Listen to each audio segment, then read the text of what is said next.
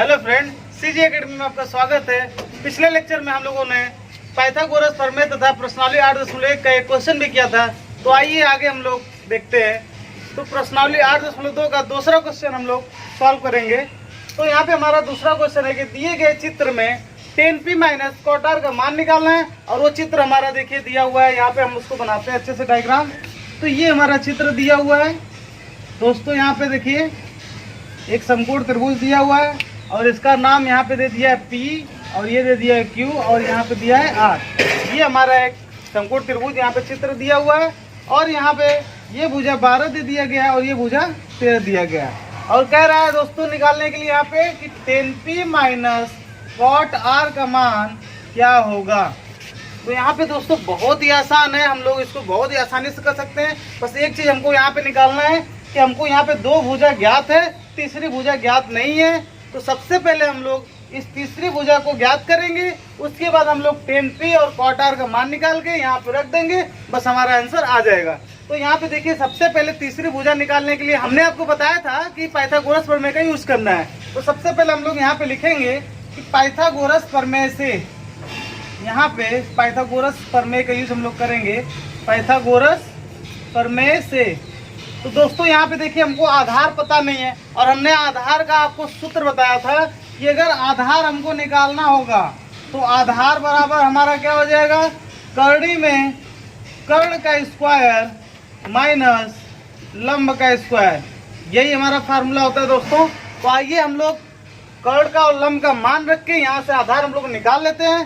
तो यहाँ पे देखिए दोस्तों आधार बराबर हमारा आ जाएगा, यहाँ पे कर्ण कितना दिया हुआ है, यहाँ पे 13 दिया हुआ है। तो यहाँ पे 13 का स्क्वायर हम लोग कर लेंगे दोस्तों। और यहाँ पे लंब हमारा 12 दिया है तो यहाँ पे 12 का स्क्वायर हो जाएगा। अब यहाँ से आधार देखिए, आधार क्या है QR। तो यहाँ से हम लोग लिख सकते हैं इसको QR बराबर, देखिए यहाँ से दोस्तों 13 का स्क्वायर 169 होता है, आप लोग जानते हैं। तो यहाँ से हो जाएगा 169 माइनस 12 का स्क्वायर 144 होता है। तो 169 में से जब 144 को हम लोग घटाएंगे तो यहाँ पे हमको मिलेगा करनी में 25। तो अब हमको करनी में 25 मिल गया और 25 का वर्गमूल आप लोग जानते हैं दोस्तों कि होता है 5। तो यहाँ से हमको मिल गया QR की वैल्यू, यानी कि आधार की वैल्यू हमको 5 मिल गई। तो अब दोस्तों यहाँ पे आधार का मान हमारा कितना आ गया, 5 आ गया। दोस्तों ये क्वेश्चन अब बहुत आसानी से लग जाएगा। तो यहाँ पे सबसे पहले हम लोग cot r का मान निकाल लेते हैं, क्योंकि ये जो कोड दिया हुआ है r, तो इसके सापेक्ष हम लोग मान निकाल लेते हैं। तो हमारा देखिए यहाँ पे cot r का मान कितना आ जाएगा, cot r बराबर क्या होता है दोस्तों, आधार बटा के लंब। cot r बराबर क्या होता है, आधार बटे के लंब। तो यहाँ पे हम फार्मूला इसका लिख देंगे कि आधार बटा के लंब होता है। अब आप लोग को हम पिछले लेक्चर में बताए थे कि अगर इस कोड के सापेक्ष हम लोग क्वेश्चन को सॉल्व कर रहे हैं तो इसके सामने वाली भुजा हमारी क्या होती है, ये भुजा लंब हो जाएगी और ये सम कोड, और जिस कोड के सापेक्ष निकाल रहे हैं वो भुजा हमारी क्या हो जाती है, आधार हो जाती है। ये हमारी आधार हो जाएगी और जो सम कोड के सामने वाली भुजा है वो हमारी क्या होती है, कर्ण होती है। ये हमेशा कर्ण होती है, बस ये दोनों आपस में एक्सचेंज होते हैं। तो अब दोस्तों देखिए ये लंब है, ये आधार है और ये कर्ण है। तो यहाँ पे हमारा क्या मिलेगा, cot r बराबर आधार बटा के लंब। तो आधार कितना है दोस्तों, 5 और लंब कितना है, 12। तो यहाँ से हमारा cot r बराबर निकल के आता है 5 बटा के 12। दोस्तों हमारा cot r निकल के आ गया। अब हम लोग निकाल लेते हैं 10p। दोस्तों यहाँ पे हम 10p निकाल लेते हैं। तो अब देखिए p के सापेक्ष, तो अब देखिए p के सापेक्ष हम लोग को निकालना है, यानी कि अब इस कोड के सापेक्ष हम लोग को निकालना है, इस p के सापेक्ष। तो अब क्या हो जाएगा, यहाँ पे एक चीज बस, अब यहाँ पे बस एक चीज चेंज हो जाएगा। अब इस कोड P के सापेक्ष वाली जो भुजा है वो क्या हो जाएगी, लंब हो जाएगी। यानी कि ये जो आधार था अभी आधार नहीं रहेगा, अभी क्या हो जाएगा, लंब हो जाएगा। और जो लंब था वो लंब नहीं रहेगा, अब क्या हो जाएगा, ये आधार हो जाएगा। तो यहाँ पे हम दोस्तों देखिए बना के लिख दे रहे हैं अच्छे से, यहाँ पे आधार हो गया। और कर्ण हमारा चेंज नहीं होता, कर्ण वही रहता है। तो आइए इसको सॉल्व कर लेते हैं हम लोग। तो 10p यानी 10p का फार्मूला हम लोग जानते हैं क्या होता है, लंब बटा के आधार। 10 थीटा का फार्मूला क्या होता है, लंब बटा के आधार। और लंब हमारा कितना दिया हुआ है, अब देखिए दोस्तों लंब ये नहीं है, लंब कौन सा है, ये है। तो लंब हो गया हमारा 5 और आधार क्या हो गया दोस्तों, 12। तो 5 बटा के 12 हमारा 10p का मान हो गया। अब यही दोनों मान हम ले जाके क्वेश्चन में रख देंगे। तो आइए दोस्तों क्वेश्चन से अब इसको देखते हैं हम लोग। देखिए क्वेश्चन ने दिया 10p माइनस cot r। यहाँ पे सबसे पहले हम लोग 10p का मान रख देते हैं 5/12। तो यहाँ पे देखिए सबसे पहले हम लोग 10p का मान रख दिए 5/12, फिर माइनस cot r का भी मान उतना ही आया 5/12। तो यहाँ पे दोस्तों 5/12 हम लोग लिख दें। अब 5/12 में से 5/12 जाएगा तो कितना बचेगा 0, और ये हमारा क्या है आंसर है। तो दोस्तों दूसरा क्वेश्चन भी हम लोग का अच्छे से लग गया है। हमें उम्मीद है कि आप लोग को ये क्वेश्चन बहुत अच्छे से समझ में आया होगा। अगर नहीं समझ में आएगा तो नीचे कमेंट बॉक्स में आप लोग मैसेज कर सकते हैं।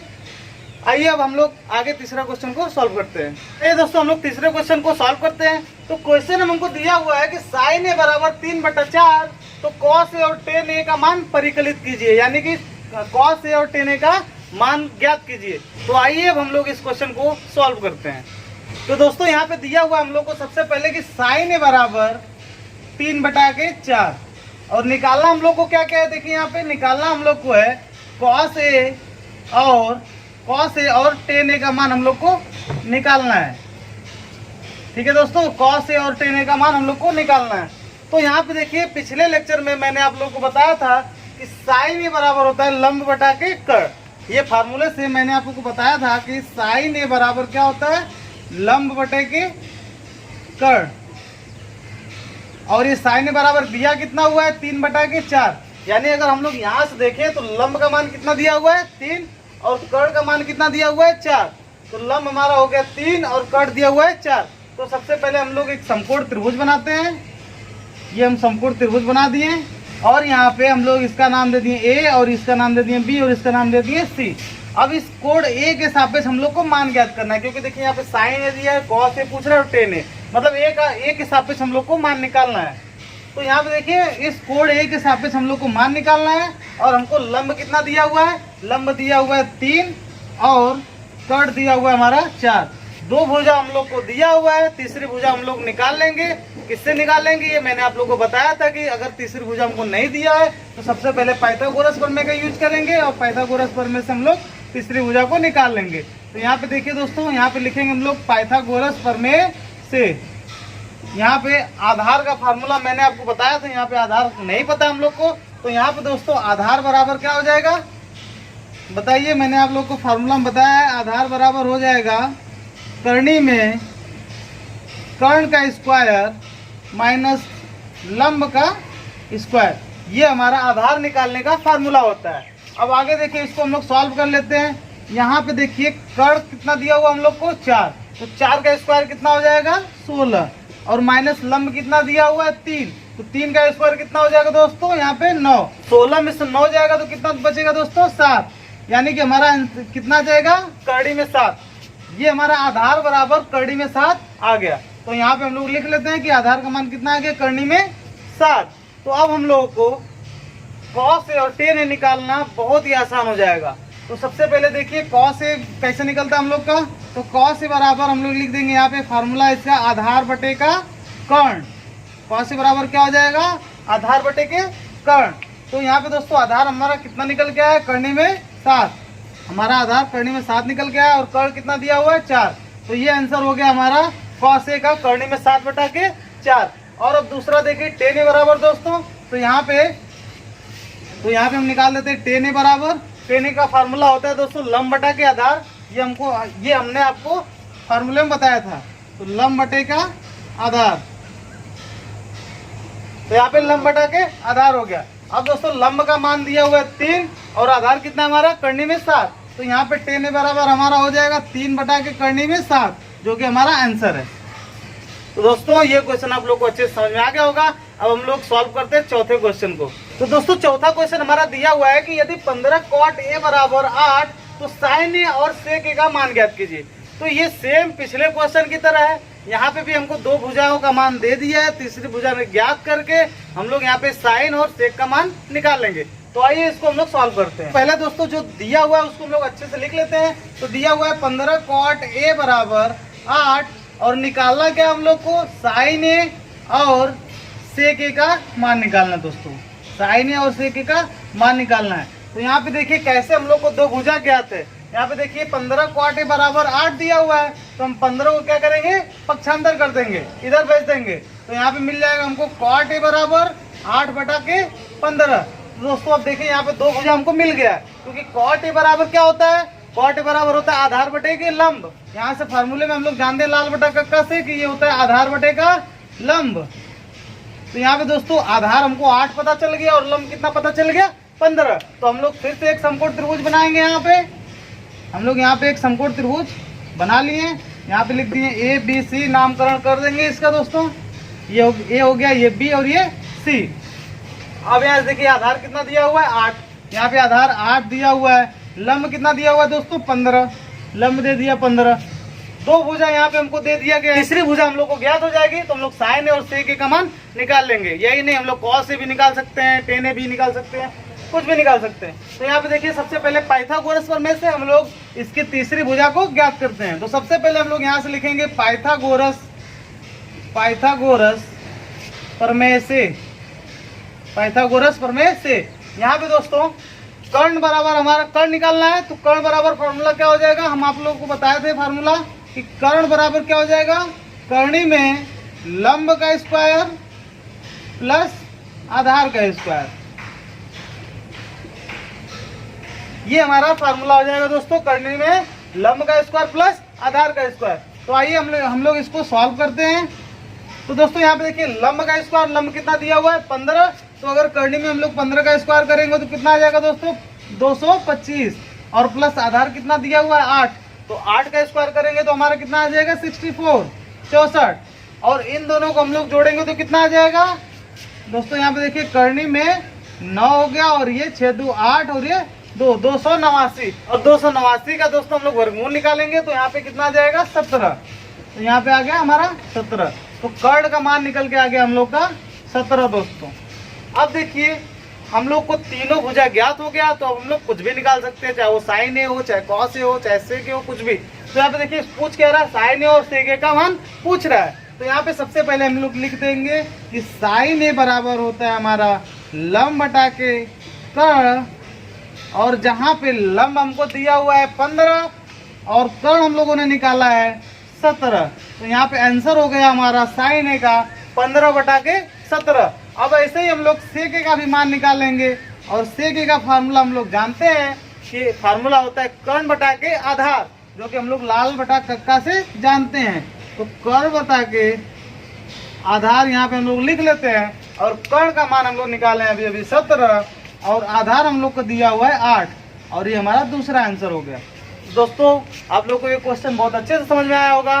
तो आइए अब हम लोग इसी प्रश्नावली के 5वें प्रश्न को करते हैं। तो आइए दोस्तों अब हम लोग 5वें क्वेश्चन को सॉल्व करते हैं। तो जैसा कि 5वें क्वेश्चन में दिया हुआ है कि यदि सेक थीटा बराबर 13/12 तो अन्य सभी त्रिकोणमितीय अनुपात का परिकलन कीजिए।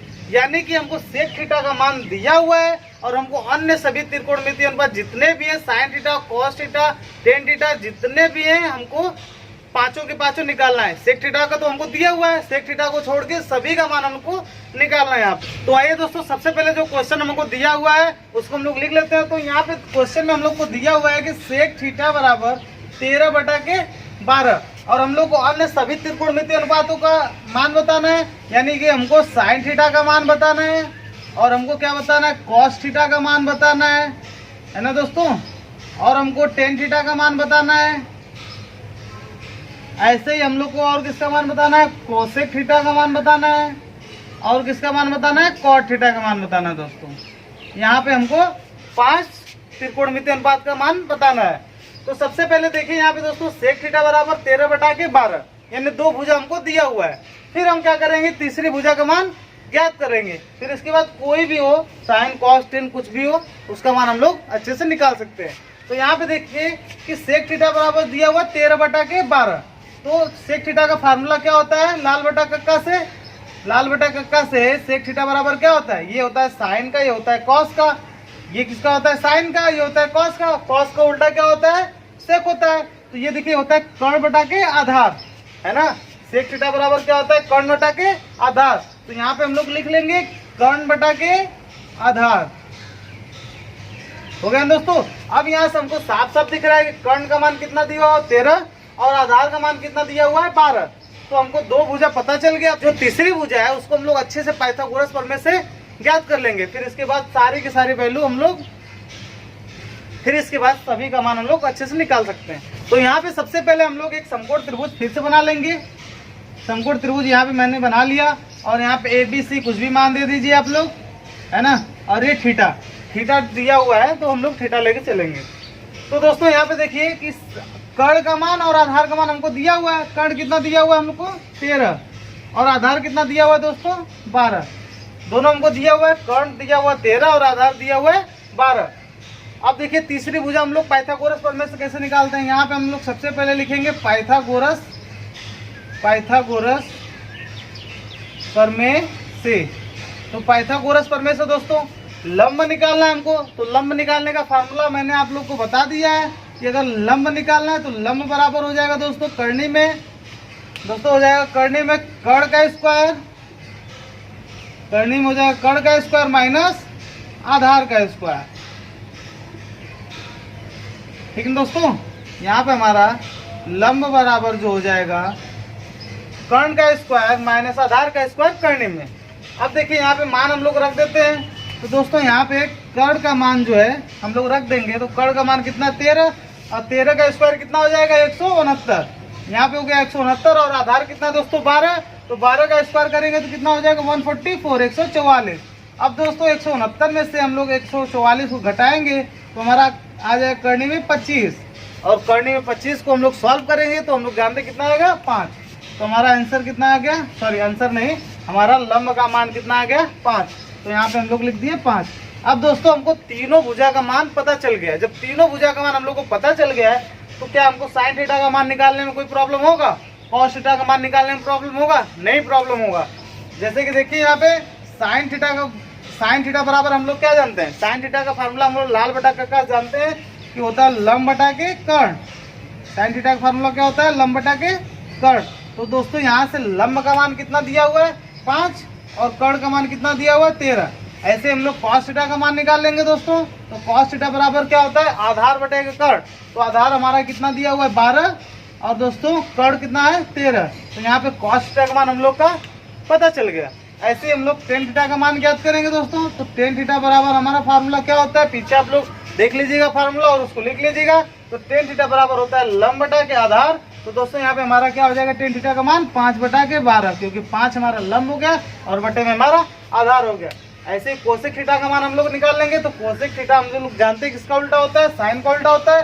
तो साइन थीटा बराबर 5 बटा 13 है। तो कोसेक थीटा का मान कितना जाएगा दोस्तों 13 बटा के 5। आइए हम लोग लिख लेते हैं उसको। कोसेक थीटा आप लोग अच्छे से लिख लीजिएगा, कर्ण बटा के लंब और इसका उल्टा क्या हो जाएगा 13 बटा के 5, क्योंकि कोसेक थीटा बराबर होता है कर्ण बटा के लंब। कर्ण जो कि हमारा दिया हुआ है 13 और लंब कितना दिया हुआ है 5। तो हमारा आंसर कितना हो गया 13 बटा के 5। तो दोस्तों एक लास्ट बचा है कॉट थीटा। तो यहाँ पे कॉट थीटा बराबर हमारा क्या हो जाएगा दोस्तों, आधार बटेगा लंब। आधार कितना दिया हुआ है दोस्तों 12 और लंब कितना हुआ है तो 12 बटा 5। तो दोस्तों ये रहा हमारा 5वां क्वेश्चन। आइए अब करते हैं छठे क्वेश्चन को। तो आइए दोस्तों छठे क्वेश्चन को हम लोग सॉल्व कर लेते हैं। जैसा कि क्वेश्चन में हमारा दिया हुआ है कि यदि कोण ए और कोण बी न्यून कोण है, जहां कॉस ए बराबर कॉस बी, तो दिखाइए कि कोण ए बराबर कोण बी की है। तो दोस्तों जैसा कि क्वेश्चन में दिया हुआ है कि कोण ए और कोण बी हमारा क्या है, न्यून कोण है।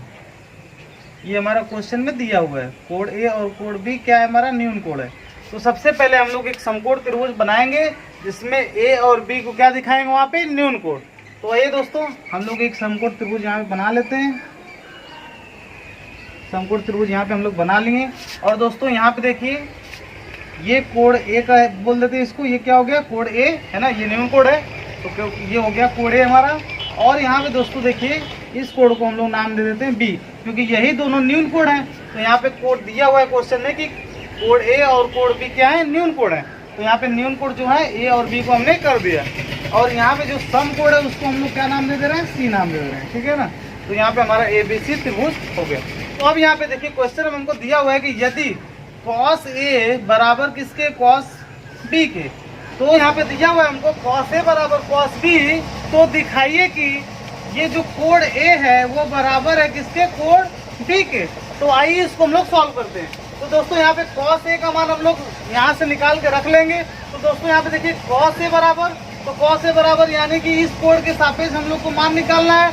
तो दोस्तों यहाँ पे देखिए कि अगर इस कोण के सापेक्ष हम लोग निकाल लेते हैं तो ये भुजा हमारी क्या हो जाएगी, लंब हो जाएगी, ये आधार रहेगी और ये हमारा क्या रहेगा, हमेशा कर्ण, है ना। तो ये भुजा हमारी लंब हो जाएगी, ये आधार और ये कर्ण। तो यहाँ पे देखिए cos a बराबर क्या हो जाएगा, आधार बटेगा कर्ण, यानी कि हम कह सकते हैं कि AC बटा के AB। तो दोस्तों यहाँ पे हमारा क्या हो जाएगा, AC बटा के AB। अब यहाँ पे देखिए cos B है, तो अब इस कोण के सापेक्ष हम लोग मान निकालेंगे। तो इसके सामने वाली भुजा यानी कि ये जो आधार है, अब ये क्या हो जाएगा, लंब हो जाएगा, और ये जो लंब है ये क्या हो जाएगा, आधार हो जाएगा दोस्तों। तो यहाँ से हमारा cos B मिलेगा हम लोग को। cos B का फार्मूला हमारा क्या होता है, आधार बटेगा कर्ण। तो यहाँ से हमको फार्मूला मिलेगा दोस्तों BC बटा के AB। तो यहाँ से देखिए फार्मूला हमको मिल गया BC बटा के AB। तो यहाँ पे देखिए AB से भी हमारा कट गया और हमको मिला के AC बराबर BC। यहाँ पे हमको मिला AC बराबर BC, यानी कि जो ये भुजा है वो किसके बराबर है, इस भुजा के बराबर है। तो दोस्तों आप लोग प्रमेय पढ़े होंगे कि बराबर भुजाओं के सम्मुख कोण हमेशा बराबर होते हैं। तो यहाँ से हम कह सकते हैं कि AC बराबर BC है, तो कोण A बराबर कोण B के हो जाएगा, है ना दोस्तों। और क्यों होगा, क्योंकि बराबर भुजाओं के, यहाँ पे हम लोग लिख लेंगे कि बराबर भुजाओं के सम्मुख कोण बराबर होते हैं। तो दोस्तों अब इस क्वेश्चन को हम लोगों ने अच्छे से सॉल्व कर लिया है। तो आगे हम लोग इस प्रश्नावली 8.1 के सभी क्वेश्चन को सॉल्व करेंगे अगले लेक्चर में। तो आज के लिए इतना ही, धन्यवाद।